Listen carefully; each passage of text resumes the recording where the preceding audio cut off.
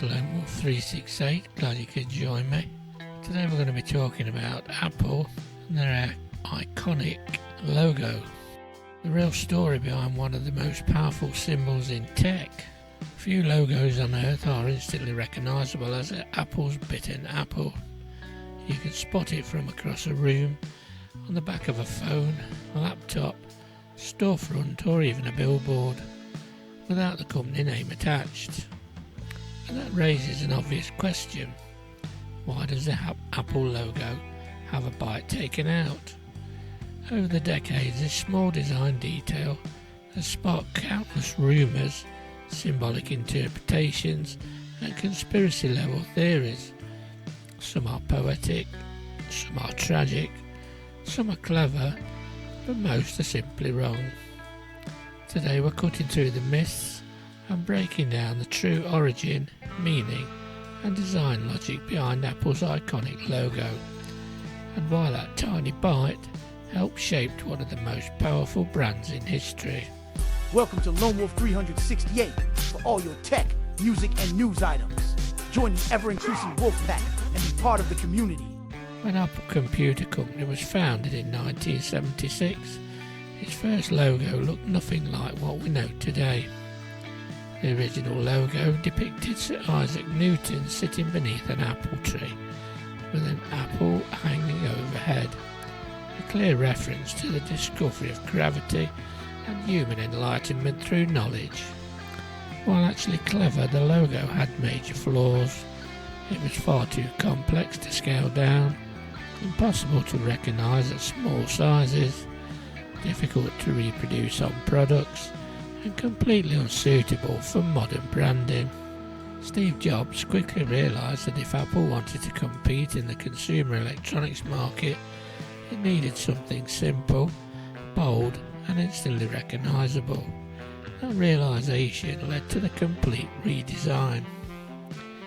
Enter Rob Janoff.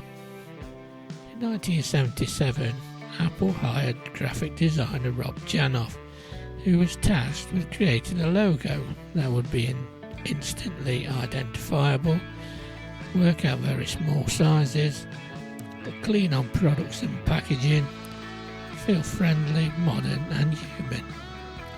Janoff experimented with real apples, sketching them, slicing them and simplifying the shape until only the essential form remained. That's when a critical design problem appeared. Without modification, a plain apple silhouette could easily be mistaken for a cherry, a tomato, or just a generic round fruit. The solution? Add a bite. Despite decades of speculation, Rob Janoff has been very clear about why the bite exists. The bite was added purely for scale and clarity, so people will instantly recognise the shape as an apple. That's it. No hidden symbolism, no secret tribute, and no religious message. The bite gives the logo immediate fruit recognition, visual balance, a human approachable feel. At small sizes like early computer casings or print ads, the bite makes the difference between ambiguity and instant recognition. But what about bite, B-I-T-E, versus bite, B-Y-T-E? This is one of the most persistent myths. Many people believe the bite was a deliberate pun on the word byte, B-Y-T-E, the basic unit of digital information. The byte connection was not intentional. It was noticed after the logo was designed. Apple later embraced the coincidence. So while the byte association is clever and perfectly suited to tech company, it was an happy accident, not the original goal. One of the theories claims the bitten apple honours Alan Turing, the father of computer science, who died after consuming a cyanide-laced apple. While emotionally compelling, this theory has been explicitly denied by the logo's designer and has no historical evidence tying it to Apple. Another popular idea is that the logo references biblical knowledge, temptation. Again, no evidence. The story fits symbolically, but it was never part of Apple's design brief. People love to believe massive companies hide deep philosophical message in logos. Sometimes they do, but in this case the answer is simply good industrial design. The earliest Apple logo wasn't monochrome, it featured 6 rainbow stripes. This wasn't political, cultural or ideological. The stripes served one purpose: to highlight that the Apple II could display colour graphics, something extremely rare and impressive at the time.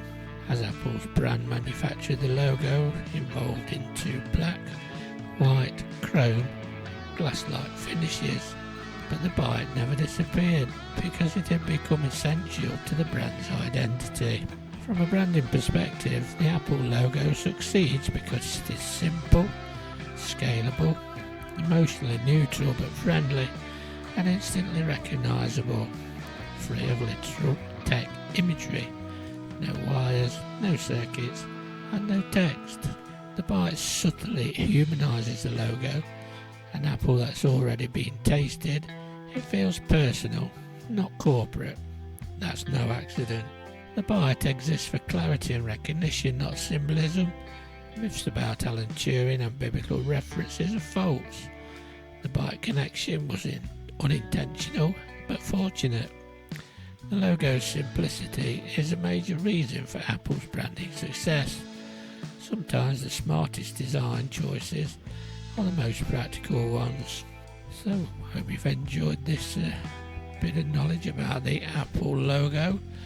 If you have, don't forget to hit the like, share, subscribe to the ever-growing Wolfpack. Be great to have you on board in 2026. Look forward to seeing you then. So until I do, as always, take care of one another, and I'll catch you on the next one.